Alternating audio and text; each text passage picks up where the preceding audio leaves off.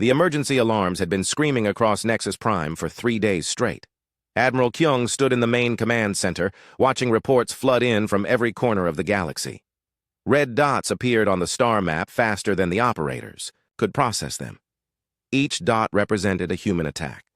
"Sir," reported Commander Tyke, his lizard-like face showing deep worry, "we've lost contact with the Rigel Defense Station. That's the 15th military base destroyed in the last 48 hours. Kyung studied the tactical display. The human attacks followed a clear pattern. They weren't hitting civilian targets or trade routes. Every strike was aimed at Council, military installations, weapon factories, training academies, fleet yards, communication relays, all destroyed with surgical precision. "How many ships are we facing?" Kyung asked. "Unknown, sir. The humans appear and disappear before our sensors can get accurate counts. But based on the attack patterns, we estimate at least 200 vessels, maybe more.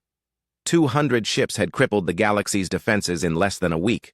The Council had thousands of vessels, but they couldn't fight an enemy they couldn't find." Dr. Jiho rushed into the command center carrying a portable computer. His gray skin was pale with exhaustion.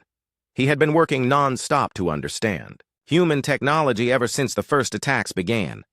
"Admiral, I've analyzed the wreckage from Outpost 7, Jiho said breathlessly. "The weapon signatures are completely impossible. The humans are using controlled black holes as projectiles. They're manipulating dark energy to create weapons that shouldn't exist." "Controlled black holes?" Kyung repeated. "That's theoretical. Science. No one has ever made it work." "The humans have," Jiho replied. "And that's not the worst part. Our sensors show their ships existing in multiple dimensions at once. When we fire at them, our weapons pass through empty space. They're fighting us from outside normal reality." Captain Hana entered the command center. Her blue Veltari skin showed the stress of the past few days. Her exploration ship had barely escaped from a human attack on the research station at Kepler Prime. "Admiral," she said, "I've seen them fight. Their ships move like ghosts. One moment they're there, the next they're gone. And their weapons—" She shook her head. "I watched a single human ship destroy an entire defense platform. The platform was there, then it wasn't. No explosion, no debris, it just stopped existing." Kyung felt the weight of command pressing down on him. He was a warrior, trained to fight enemies he could understand. But the humans fought with technology that seemed like magic. "What about evacuation plans?" he asked Tyke. "Already in progress. Sir, we're moving civilians away from military targets, but the humans haven't attacked any civilian populations. They seem to be avoiding non-military targets." That was something, at least. The humans were clearly angry about what happened 20,000 years ago, but they weren't slaughtering innocents. They were fighting a war, not committing genocide. A new alarm sounded. The main display showed 3 massive contacts approaching from the galactic rim. Each contact was larger than anything in the Council fleet. "Sir," the sensor operator called out, "we're detecting 3 human fleets converging on our position. Each fleet contains ships the size of small moons." Kyung stared at the display. If those giant ships were anything like the Eternal Vigil, the Council's entire military was about to become obsolete. "How long until they arrive?" he asked. 18 hours for the first fleet. 24 hours for the other 2. 18 hours. To prepare for the impossible. Kyung turned to his staff officers. "Contact every available ship in the galaxy. Pull them back to the core systems. If we're going to make a stand, it will be here." As his officers rushed to carry out orders, Kyung found himself alone with Hana and Jiho. The 3 of them had become unlikely allies during the crisis, representing the military, exploration, and scientific branches of the Council. "There might be another option," Hana said quietly. "I could try to make contact again. Request a meeting." "They already told us their terms," Kyung replied. "Complete surrender of all human territory, recognition of their right to reclaim their ancestral worlds, and reparations for 20,000 years of exile." "Those aren't unreasonable demands," Jiho said, considering what was done to them. Kyung's warrior pride bristled at the suggestion. "You want us to surrender without a fight?" "I want us to survive," Jiho replied. "My people have studied the ruins of civilizations that fought wars they couldn't win. None of them exist anymore." Before Kyung could respond, his communication officer called out. "Admiral, we're receiving a transmission from the Eternal Vigil. They're requesting permission to send a shuttle to Nexus Prime." Kyung was surprised. After days of hit-and-run attacks, why would the humans want to talk now? Grant permission, he decided, but full security protocols. I want every weapon on this station aimed at that shuttle. 2 hours later, Captain Hana stood in the main docking bay of Nexus Prime. Around her, Council security forces had set up defensive positions. Energy barriers hummed with power. Automated turrets tracked the approaching human shuttle. The shuttle looked nothing like Council designs. It was sleek and dark, seeming to bend light around its hull. When it landed, the docking bay sensors couldn't even confirm it was really there. The shuttle door opened with a soft hiss. Captain Dong-Su stepped out, followed by 2 other humans. They wore simple black uniforms without armor or visible weapons. They looked completely unafraid, despite being surrounded by enough firepower to level a city block.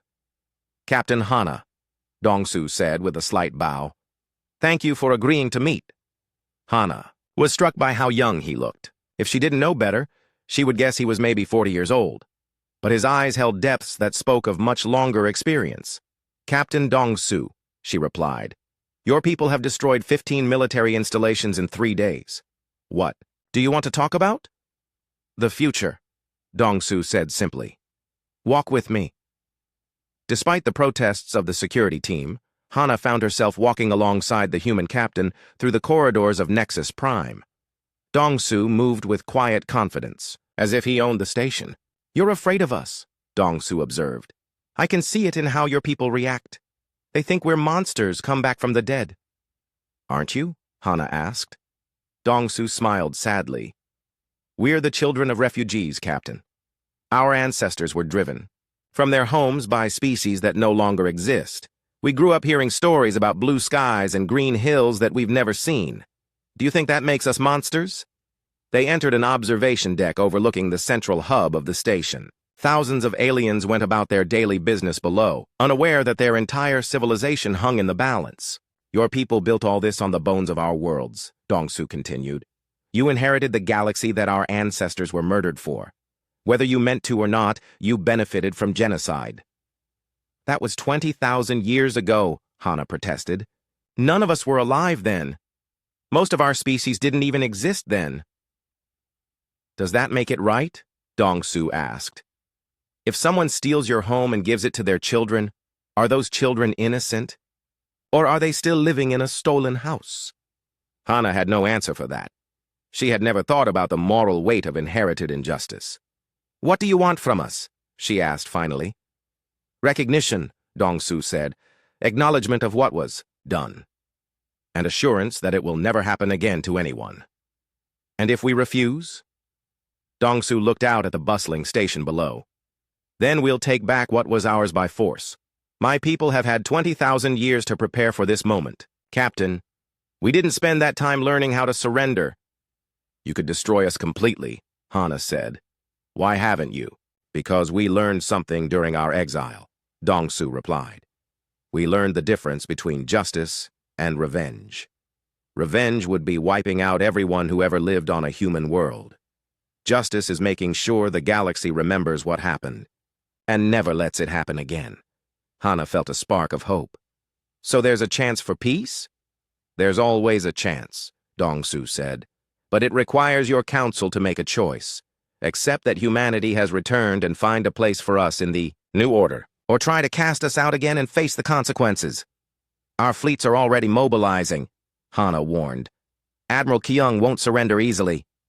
"I know," Dong-Su said calmly. "Your admiral is a warrior. I respect that. But he needs to understand that this isn't a war his people can win. We've spent 20,000 years preparing for this moment. Every ship, every weapon, every strategy has been designed for this single purpose, coming home." Through the observation window, they could see the lights of the approaching Council fleet. Thousands of ships from a dozen species, representing the combined military might of the galaxy. It was an impressive sight. "Magnificent," Dong-Su said, genuinely admiring the display. "Your people have built something beautiful here. It would be a shame to destroy it." "Then don't," Hana pleaded. Dong-Su turned to face her. For a moment she saw past the calm exterior to the pain beneath. This man carried the weight of his entire species on his shoulders. Every decision he made would echo through history. "Oh, choice isn't mine, Captain," he said softly. "The choice belongs to your people. Choose wisely." The Sol system had not seen visitors for 20,000 years. Now it blazed with the lights of 10,000 warships as the Galactic Council made their final stand in humanity's birthplace. Admiral Kyung stood on the bridge of his flagship, staring at the planet that had started it all. Earth hung in space like a blue-green jewel. The planet looked nothing like the dead world the Council had expected to find. Massive orbital stations surrounded it like a crown of metal and light. Cities covered every continent, their towers reaching into the sky. The planet was alive, thriving, more beautiful than it had ever been. "How is this possible?" whispered Dr. Jiho from his position at the science station. "Our records show that Earth was completely destroyed 20,000 years ago." "The records were wrong, Admiral," Kyung said grimly. "The humans never truly left. They left guardians behind." As if responding to his words, the orbital stations around Earth began to glow. Ancient machines that had slept for millennia were waking up. Automated factories that had worked for 20,000 years without rest revealed the fruits of their labor. Earth was not just alive, it was armed. Commander Tyke studied the tactical display with growing alarm. "Sir, I'm reading massive defensive installations throughout the solar system. Weapons platforms, shield generators, manufacturing centers. This entire system is one giant fortress." The Council fleet had positioned itself between Earth and the outer planets, hoping to catch the human fleet in a crossfire when it arrived. But now they realized they were not the hunters. They were the prey. "Contact from the edge of the system," reported the communications officer. "Multiple fleets approaching from 3 directions." On the main screen, the human armada materialized out of the darkness between stars. Ship after ship emerged from hyperspace, each one larger and more advanced than anything in the Council fleet. The smallest human vessels were the size of Council battleships. The largest were beyond measurement. At the center of the formation flew the Eternal Vigil, no longer alone but accompanied by hundreds of sister ships. Each vessel bore the scars of long exile and the promise of return. Captain Dongsu stood on his bridge, looking out at the planet of his ancestors. He had been born in the cold darkness between galaxies, had never breathed natural air or felt sunlight on his skin. But Earth called to him like a song in his blood. "All ships, maintain formation," he ordered. "This is not about conquest. This is about coming home." Lieutenant Inha approached him with a communication tablet. "Captain, Admiral Kyung is requesting a final parley. He wants to discuss terms of surrender." Dongsu considered this. He respected the alien admiral's courage. It took bravery to face certain defeat with dignity. "Open a channel," he said. Admiral Kyung's image appeared on the screen. The Gorthani warrior looked tired but unbroken. Behind him, the bridge of his flagship buzzed with activity as his crew prepared for battle they knew they could not win. "Captain Dongsu," Kyung said formally, "I commend you on your return. Your people have shown remarkable resilience." "Thank you, Admiral. Your compliment means much coming from a warrior of your reputation." "I have a proposal," Kyung continued. "Allow my civilian vessels to withdraw. This fight is between our militaries. Innocent people shouldn't die for the mistakes of the past." Dongsu was impressed by the Admiral's nobility. Even facing annihilation, his first thought was for the protection of non-combatants. "Your civilian ships are free to leave," Dongsu agreed. "They were never our target. This has always been about justice, not slaughter." "And the rest of us?" "You have fought bravely for a cause you inherited," Dongsu said. "There is no shame in surrender when the battle cannot be won." Kyung's warrior, pride flared in his yellow eyes. "A Gorthani does not surrender while he can still fight." "Then fight with honor, Admiral. You face the descendants of refugees who spent 20,000 years dreaming of this moment. We did not survive the impossible just to show mercy to those who would deny us justice." The communication ended. Both fleets prepared for battle in the shadow of Earth. The fight began when Admiral Kyung ordered his ships to attack the nearest human formation. Council weapons fired in perfect coordination, sending torrents of energy toward the human vessels. The display was spectacular, thousands of beams and missiles creating a web of destruction across space, and every shot passed harmlessly through empty space. The human ships existed partially outside normal dimensions, phasing in and out of reality, as needed. When attacked, they simply stepped sideways through space, emerging behind their enemies to deliver devastating counterstrikes. Human weapons fired in return. Beams of impossible energy lanced out from the exile fleet, each shot carefully aimed. Council ships didn't explode when hit. They simply ceased to exist, unmade at the molecular level by technology that rewrote the laws of physics. Within an hour, half the Council fleet was gone. The survivors scattered, trying desperately to find some way to fight an enemy that could not be touched, but there was no strategy that could overcome such a massive technological disadvantage. Admiral Kyung watched his proud fleet dissolve around him. Ship after ship vanished under human fire. His own vessel shook as near misses warped space around the hull. "Sir," Commander Tak called out, "the humans are offering safe passage to any ship that withdraws. They're not pursuing those who—" "Retreat," Kyung was amazed. In the middle of battle, the humans were still offering mercy to those who stood against them. It showed a level of control and discipline that impressed even a veteran warrior. "Signal the fleet," he ordered reluctantly. "All ships withdraw to minimum safe distance. We cannot protect the galaxy by throwing our lives away uselessly." As the Council fleet retreated, Captain Dong-Su received reports from his commanders. The human victory was complete and overwhelming. The galaxy's greatest military force had been swept aside in less than 2 hours. But Dong-Su felt no joy in the victory. These aliens had never wronged humanity directly. They were simply the inheritors of crimes committed long before they were born. "Captain," Lieutenant Inha reported, "we're receiving a transmission from Captain Hana's ship. She's requesting permission to come aboard." Dong-Su smiled slightly. The Veltari captain had shown remarkable courage throughout this crisis. She deserved to witness humanity's final return. "Grant permission. Extend full diplomatic honors." An hour later, Captain Hana stood in the observation deck of the Eternal Vigil, looking out at Earth through the great windows. The planet was even more beautiful up close, a living work of art painted in blue and green and white. "Your people did this?" she asked in wonder. "Rebuilt an entire world?" "Our machines did," Dong-Su replied, standing beside her. "We left them instructions before. We went into exile. Repair the damage, restore the ecosystems, prepare for our return. They worked for 20,000 years without rest, turning a dead world back into a garden.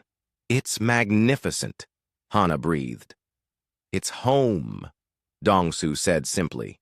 They stood in comfortable silence, watching the planet turn slowly beneath them. Finally, Hana found the courage to ask the question that burned in her mind. "What happens now?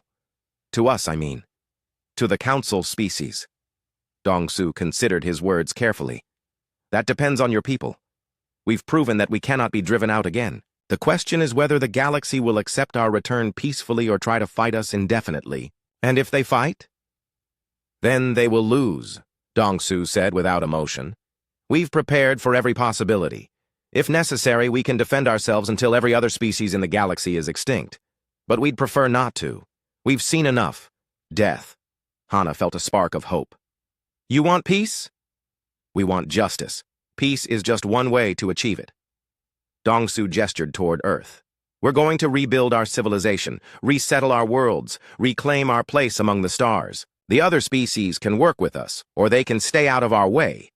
But they will never again be able to pretend we don't exist. Some of them will try to fight you. Let them try. We spent 20,000 years preparing for war. But we also learned about mercy, about the cost of revenge. We won't repeat the Council's mistakes." Through the window, they watched as the first human civilian ships began approaching Earth. These vessels carried families who had lived their entire lives in exile, children who had dreamed of seeing the blue skies their grandparents remembered. "Your people deserve this," Hana said finally.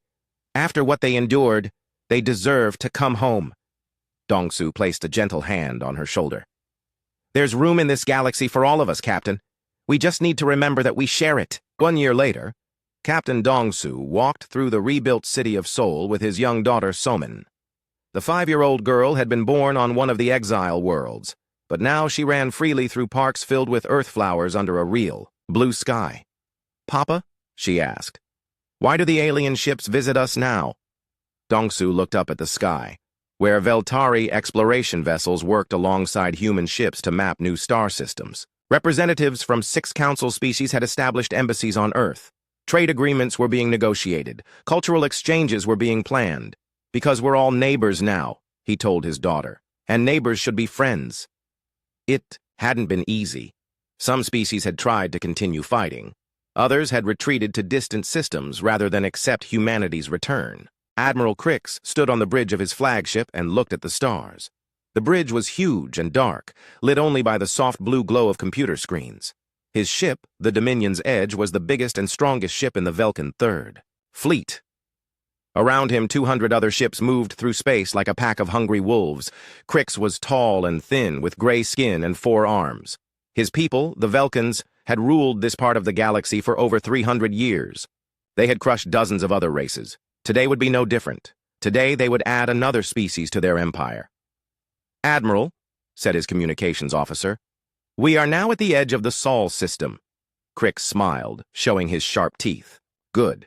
Have our scouts found the human ships yet?" "Yes, sir. They report only one ship waiting for us. A single vessel." Crix laughed. The sound was harsh and cold. "One ship? Against our entire fleet?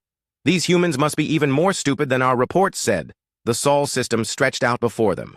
Crix could see the yellow star called Sol burning in the distance. Around it, several planets moved in, their slow dance through space. The third planet was Earth, home to the humans. The report said there were about 8 billion of them living there. "What do we know about this human ship?" Crix asked.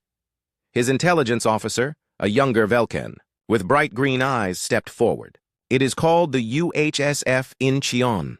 Our long-range sensors show it is about 2 kilometers long, much smaller than our capital ships."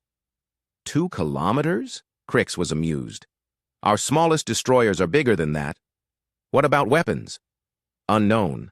Sir, but based on human technology levels, they should not be a threat to us." Crix walked to the main viewing screen. It showed space ahead of them, filled with stars. Somewhere out there, one human ship waited alone. He almost felt sorry for them. The Velkans had been watching the humans for the past 50 years. Earth was a young world, just learning to travel between the stars. Their first faster-than-light ship had only been built 10 years ago. Before that, they were stuck on their own planet like insects in a jar. "Sir," the communications officer said, "we are receiving a message from the human ship." "Put it on screen," Crix ordered. The viewing screen changed. Now it showed the bridge of the human ship. A man sat in the captain's chair. He had black hair and dark eyes. His uniform was simple, dark blue with some small metal badges. He looked calm, almost bored. "I am Captain Hyun-woo of the United Human Space Force," the man said. His voice was steady and quiet. "You are entering human space without permission. State your business here." Crix stepped forward. "I am Admiral Crix of the Velkan Confederation. We claim this system for our empire. You will surrender your ship and prepare to be boarded." Captain Hyun-woo did not look surprised or afraid. He just nodded slowly. "I see. And if we refuse?" "Then we will destroy you and take the system anyway," Crix said. "You have 1 ship. We have 200. The choice should be easy." The human captain was quiet for a moment. He seemed to be thinking. Behind him, other humans worked at their stations. They all looked very calm for people who were about to die. "Admiral Crix," Captain Hyun-woo finally said, "I have new orders for you. Leave this system now. Go back where you came from. Do not return." Crix could not believe what he had heard. Was this human insane? "You dare give me orders? You are nothing. Your entire species is nothing."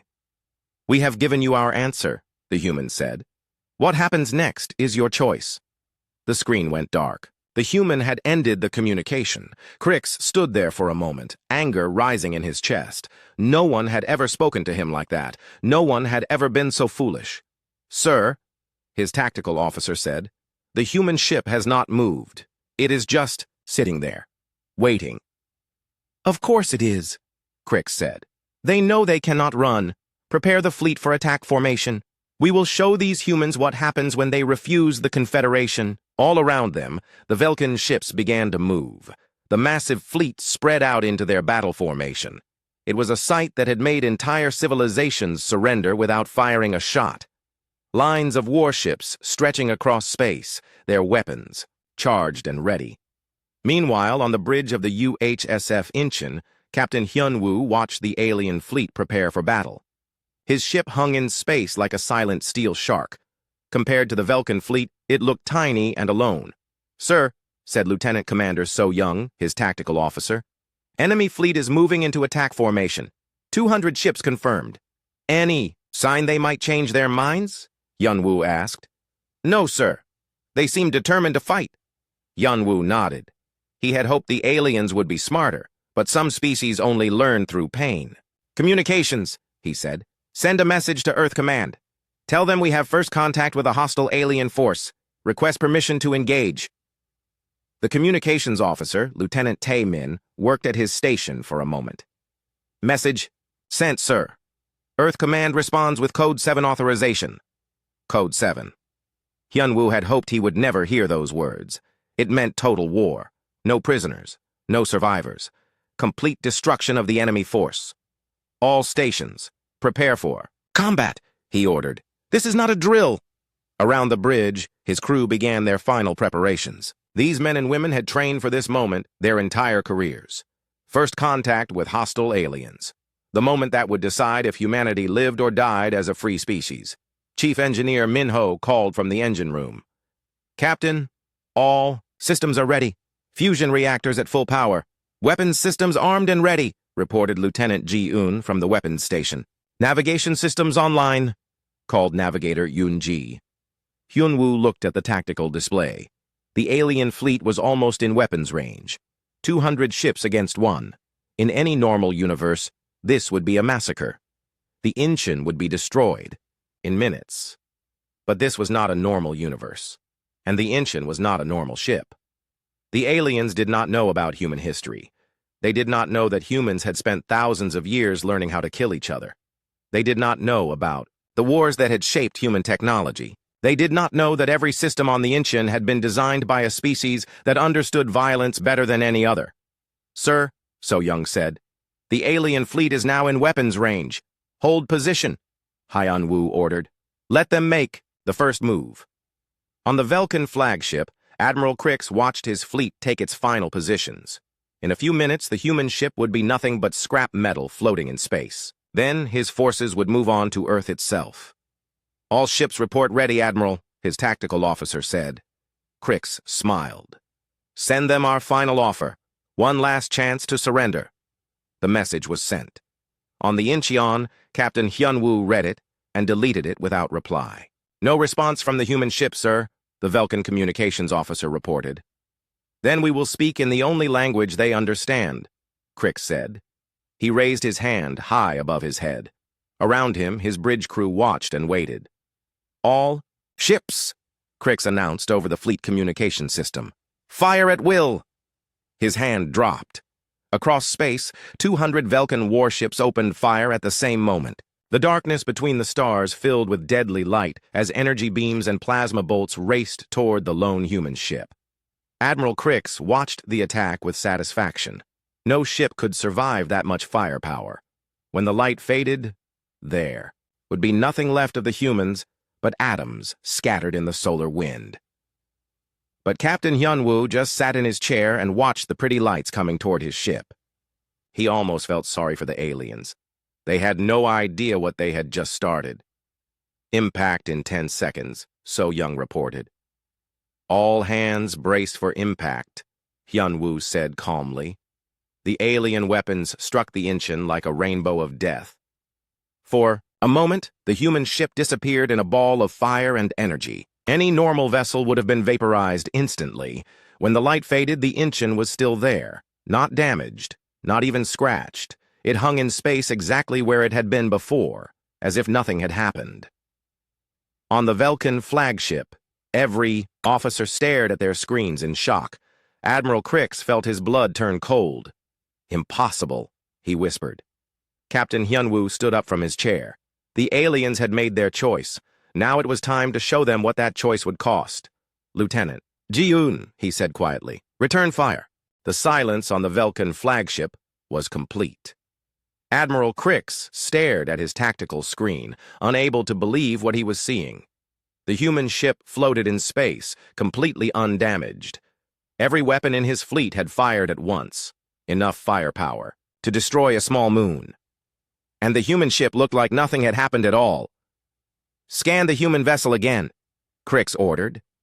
His voice was tight with confusion and growing fear. The scanner officer worked frantically at his station. "Sir, our sensors show no damage to the enemy ship, no hull breaches, no energy loss, no sign of any impact at all." "That is impossible," Crix said. "Our weapons hit them directly. We all saw it." "Yes, sir, but their hull appears to be intact." On try.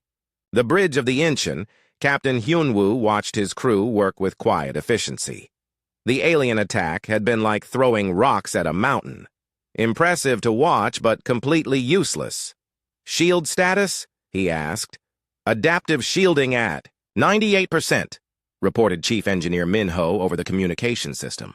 "The alien weapons barely registered on our power grid." "Interesting," said Lieutenant Commander So-young, studying her tactical display. "The aliens use basic plasma and particle beam weapons. Very old technology." Captain Hyunwoo nodded. The Velkans fought like most alien species they had studied. They relied on brute force and overwhelming numbers. They had probably never faced an enemy that could match their firepower. "Sir," said Lieutenant Ji-un from the weapons station, "all weapon systems are ready. Shall I target their flagship?" "Negative," Hyunwoo said. "We will start with their forward ships. I want the Admiral to watch what happens to his fleet." The Velkan flagship Admiral Crix was trying to understand what had gone wrong. His fleet had destroyed worlds. They had crushed entire civilizations. How could one small ship survive their combined attack? "Admiral," his communications officer said, "we are receiving a message from the human ship." "Put it on screen." "Captain." Hyunwoo appeared on the viewing screen again. He looked exactly the same as before. Calm, professional, completely unworried. "Admiral Crix," the human said, "you have fired on a United Human Space Force vessel. This is an act of war. Your ship should be destroyed," Crix shouted. "How did you survive our attack?" "Human technology," Captain Hyunwoo said simply. "You chose to attack us. Now you will learn why that was a mistake." The screen went dark again. Crix felt panic rising in his chest. Something was very wrong here. The humans should be dead. Their ship should be debris. Instead, they were making threats. "Sir," his tactical officer said, "the human ship is powering up weapons." "All ships, evasive maneuvers," Crix ordered. "Do not let them target us." But the human ship was not moving. It just hung in space like a sleeping giant. Then it fired. Lieutenant Ji-un pressed a single button on her weapon console. From the Incheon, 3 projectiles launched into space. They were small, dark objects that moved faster than anything the Velkans had ever seen. The projectiles were not energy beams or plasma bolts. They were pieces of metal, simple iron slugs, each one weighing 50 kilograms, but they moved at 12% of light speed. At that velocity, each slug carried more kinetic energy than a nuclear bomb. The first slug hit a Velkan destroyer near the front of their formation. The ship simply disappeared. One moment it was there, the next moment it was gone, not destroyed, vaporized. Turned into a cloud of hot gas that spread across space. The second slug hit a cruiser. Same result. The ship ceased to exist. The third slug passed through 2 smaller ships before finally slowing down. Both ships exploded like overripe fruit. In 3 seconds, 5 Velkan warships had been completely destroyed. "What was that?" Admiral Crix whispered. His science officer was pale with shock. "Some kind of kinetic weapon, sir. Mass drivers firing at relativistic speeds." "Relativistic?" Crix did not understand. "Near light speed, sir. The projectiles were moving so fast that they hit with the force of nuclear weapons." Admiral Crix felt his legs go weak. Nuclear weapons. The humans had fired nuclear weapons at his fleet. But these were not missiles or bombs. They were just pieces of metal moving very, very fast. "How is that possible?" he asked. "Unknown, sir. The energy requirements would be enormous. Their ship would need a power source comparable to a small star." On the Incheon, Captain Hyunwoo watched the alien fleet's reaction with professional interest. The enemy ships were scattering, trying to get away from the destruction, but they were moving slowly and predictably. Analysis of alien fleet. Behavior? He asked, so young. They are panicking, sir. No coordinated response. Their formation is breaking apart. As expected. Chief Engineer Minho, status on main power? Main reactors running at 15% capacity, sir. We could fire continuously for weeks without depleting our energy reserves. Hyunwoo almost smiled. The Velkans thought they had seen human weapons. They had no idea what the Incheon was really capable of. The human warship was not just a ship. It was a fortress. A mobile weapons platform designed by a species that had perfected the art of war over thousands of years. Every system had been tested in the blood of human conflicts. Every weapon had been designed to kill efficiently and quickly. The fusion reactors that powered the ship were smaller versions of the engines that powered Earth's cities. The adaptive shielding used quantum field manipulation to absorb and redirect incoming energy. The kinetic weapons were just the beginning. Sir, Lieutenant Tae-min called from communications, we are intercepting alien transmissions. They are calling for reinforcements. Let them, Hyunwoo said. The more ships they bring, the clearer our message will be. Admiral Crix was shouting orders at his officers, but his fleet was in chaos. Ships were breaking formation, trying to get out of range of the human weapons. Some were attempting to retreat. Others were firing randomly into space, hoping to hit. Something! Reform the battle line! Crix ordered. All ships, return to formation! But his captains were no longer listening. They had seen 5 ships destroyed in 3 seconds. They had seen weapons that moved too fast to track or avoid. Fear was spreading through the fleet like a disease. Admiral, his communications officer, said, the human ship is powering weapons again. This time, the Incheon fired 12 projectiles. Each one found a target. 12 more Velkan ships turned into expanding clouds of superheated gas. Impossible, Crix whispered. How can they be so accurate? We are moving, taking evasive action. His tactical officer was studying the sensor readings. Sir, their targeting systems appear to be predicting our movements. They are firing at where our ships will be, not where they are. Predicting movements. The humans were not just firing randomly. They were calculating trajectory, speed, and direction for every ship in the fleet. Their computers were thinking faster than Velkan minds could work. Captain Hyunwoo stood up from his command chair. Through the viewing port, he could see the alien fleet spreading out across space. Many ships were trying to run, others were still trying to fight. Lieutenant Ji-yoon, he said, prepare the hunter-killer drones. Drones armed and ready, sir. Launch when ready. From the Incheon, 50 small objects shot into space. To the Velkans, they looked like escape pods or supply containers. Small, harmless objects that posed no threat. Admiral Crix saw them on his sensors. What are those? Unknown, sir. Small objects launched from the human ship. They appear to be debris or supply containers. Ignore them. Focus fire on the human ship. The remaining Velkan vessels opened fire again. Once more, their weapons struck the Incheon and did nothing. The human ship absorbed the attack like a sponge absorbing water. But the small objects that had been launched were not debris. They were hunter-killer drones. Each one was equipped with its own power source, sensors, and weapons. They were intelligent machines programmed to hunt and destroy enemy ships. The drones spread out across the battlefield, moving in complex patterns that confused Velkan targeting systems. They were small, fast, and very smart. The first drone reached a Velkan cruiser and attached itself to the hull. The Velkans inside the ship had no idea what was happening. Then the drone exploded, punching a hole through the ship's armor and into the reactor core. The cruiser exploded in a ball of white fire. Sir! The tactical officer shouted. The small objects are weapons! They are attacking our ships! Admiral. Crix watched in horror as his fleet was torn apart by tiny machines. The drones moved like living things, dodging weapons fire and finding weak points in ship armor. One by one, his mighty warships were being destroyed by objects no bigger than fighter craft. All ships, target the drones, he ordered. But the drones were too small and too fast. Velkan weapons were designed to fight other large ships, not tiny, agile targets. Most shots missed completely. The few that connected seemed to have no effect on the armored drones. In 10 minutes, 30 more Velkan ships were destroyed.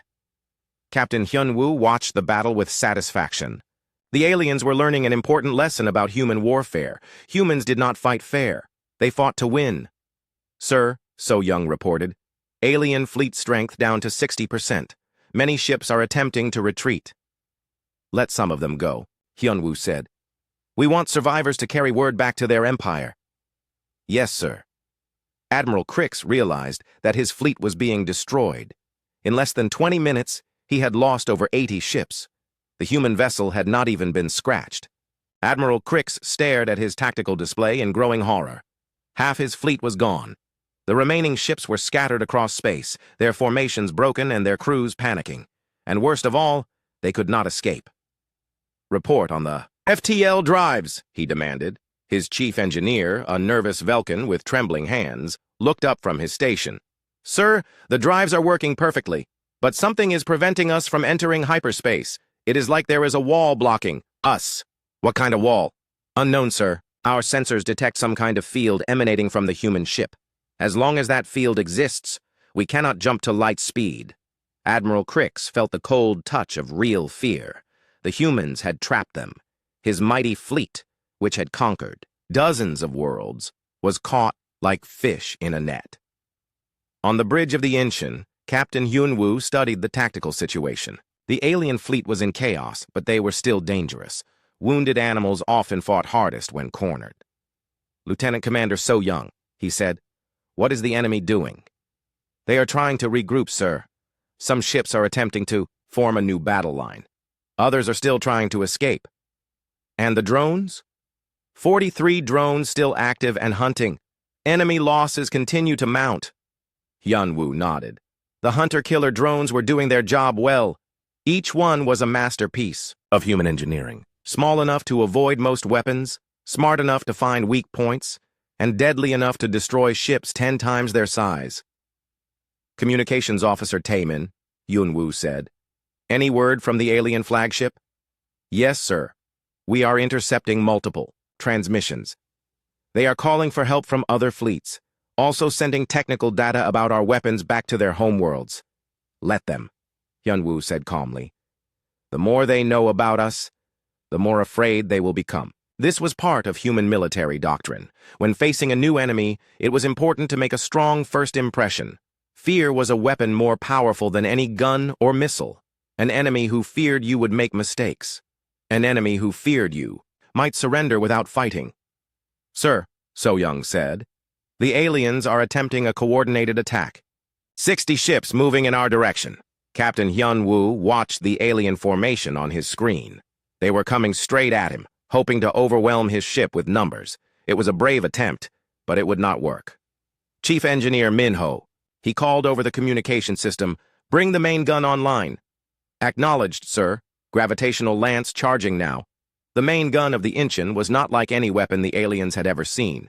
It did not fire projectiles or energy beams.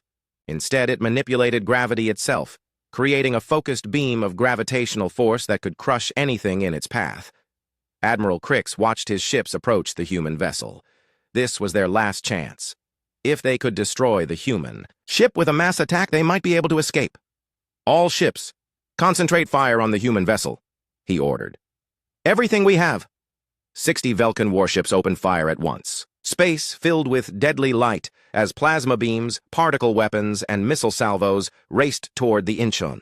It was the largest concentrated attack the Velkin fleet had ever launched.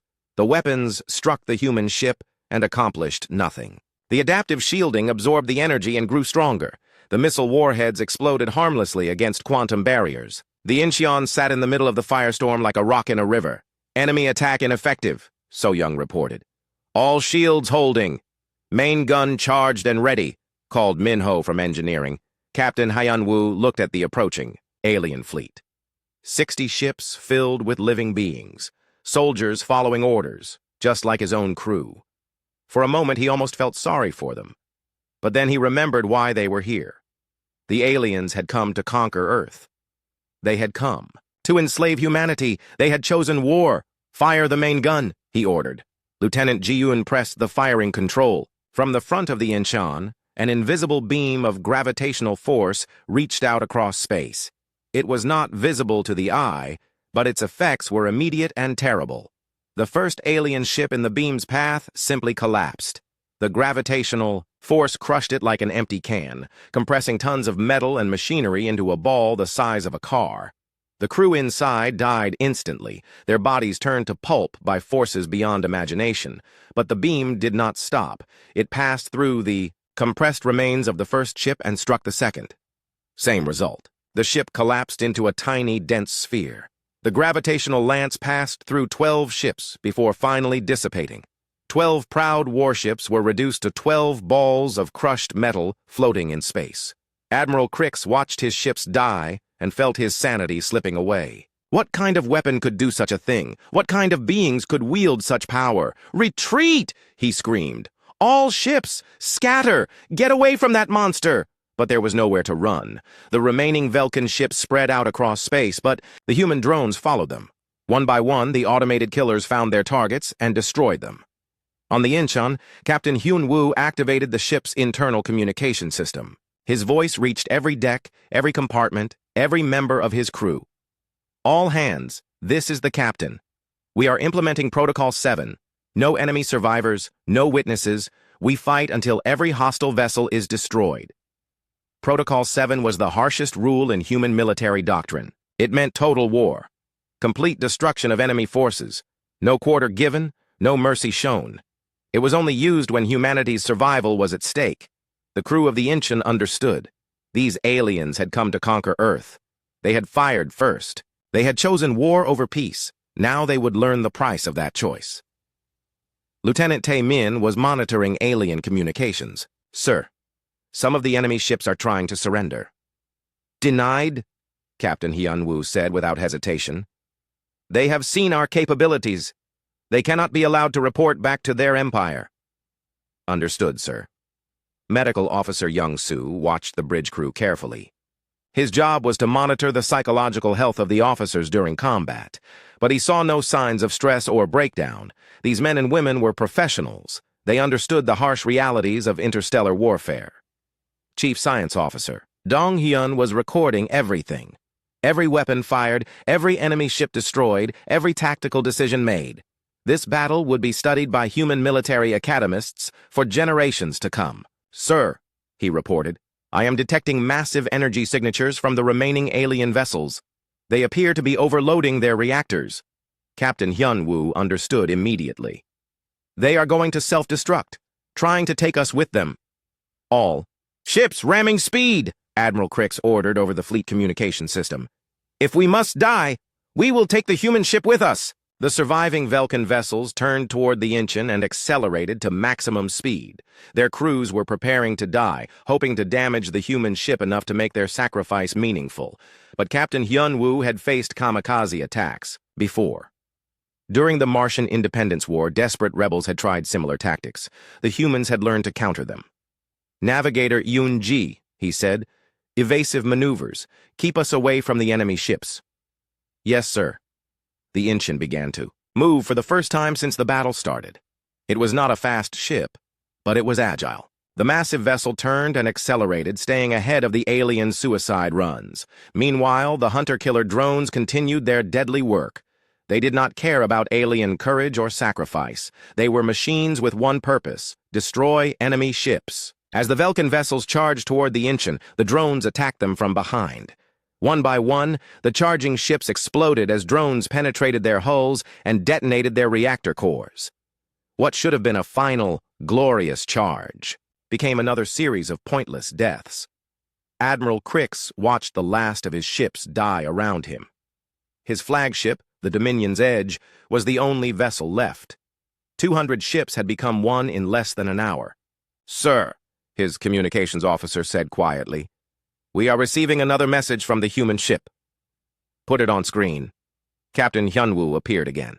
His uniform was still neat, his expression still calm. He looked like a man who had just finished a routine training exercise, not someone who had destroyed an entire fleet. "Admiral Crix," the human said, "your fleet has been neutralized. Your government sent you here to conquer my people. Instead, you have learned why that was impossible." You are monsters," Crix whispered. "No, Captain Hyunwoo said. "We are humans. This is what happens when you threaten our home." "Please," Crix begged. "My ship is defenseless. We surrender. We will leave your space and never return." "I'm sorry," the human captain said, and he actually sounded like he meant it. "But you have seen too much. You know our capabilities now. We cannot allow that information to reach your empire. But your own laws, rules of war, mercy for those who surrender." Captain Hyunwoo was quiet for a moment. "Those rules apply to wars between humans. You are not human." The screen went dark. Admiral Crix understood. The humans had different rules for different enemies. Against their own kind, they might show mercy. Against aliens who threatened their home, they showed only death. "All weapons, target the human ship," he ordered one last time. The Dominion's Edge fired everything it had. Every plasma cannon, every particle, beam, every missile in its arsenal.